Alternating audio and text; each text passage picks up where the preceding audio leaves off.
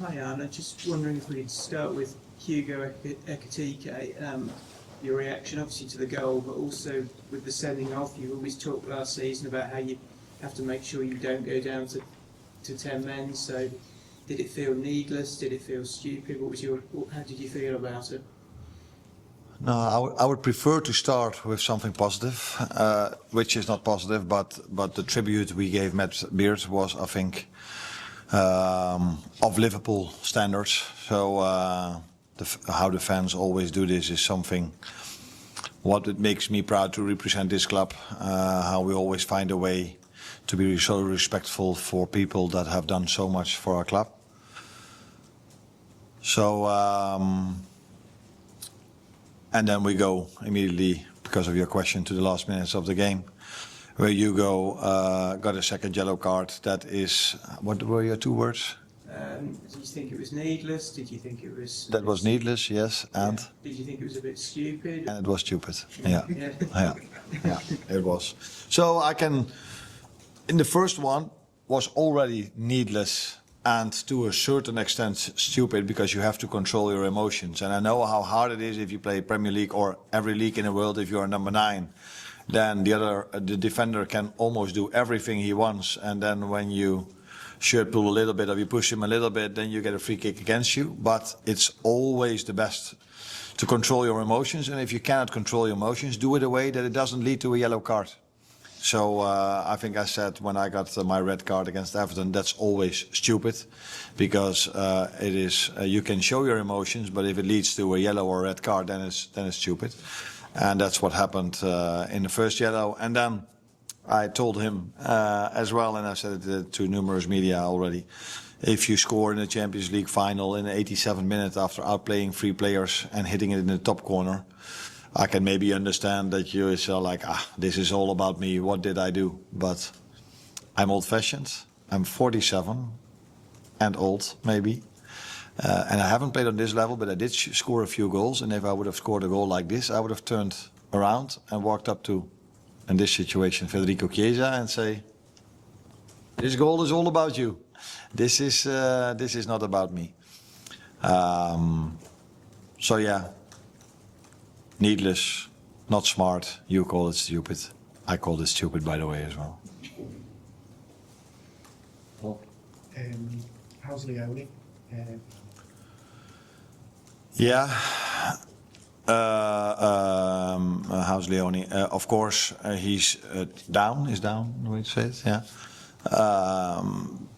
Because for him, it didn't feel good immediately, but this is something now we have to, how do you say it? Do research on or assess.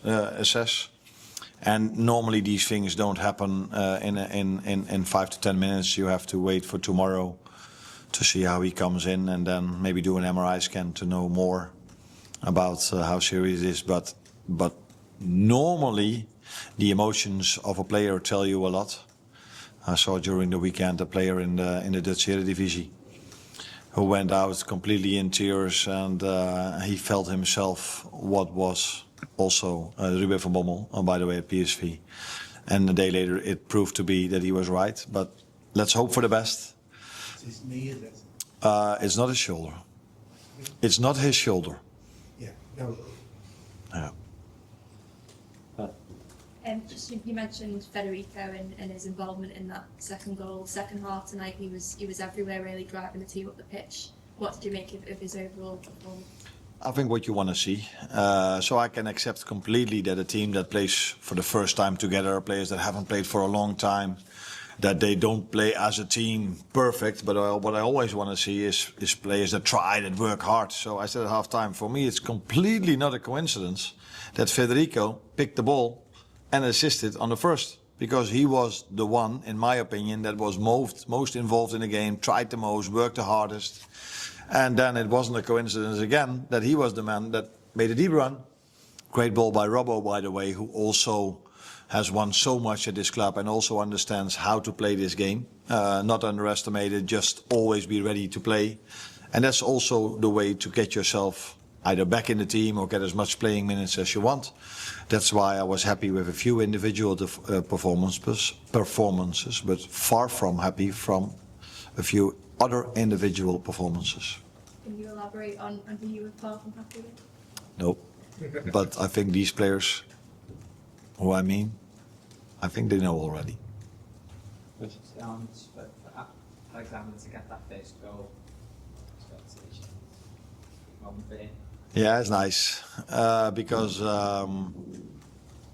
it's only 6 or 7 days ago when he made his debut.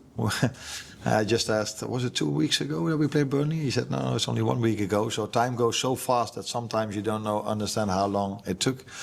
But we got him not in the best circumstances in terms of match fitness.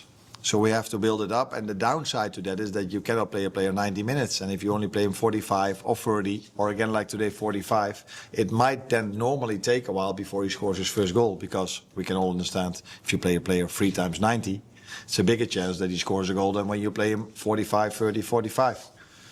And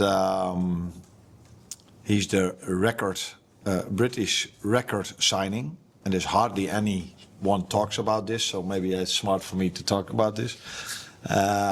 So there will be then pressure on if it takes a while before he scores a goal, because he's the record British signing. No one says this, so I repeat it. So yeah, I think the best moment to start to see where he is and how much he can help us. You can already see that he can help us, but the best when he comes back, hopefully from the Swedish national team, when he stayed fit, played there many minutes, plays for us in the upcoming weeks, a few minutes. Then I think after that, then his pre-season has ended and we can expect even more from him. But till now, I'm very happy with what I've seen from him.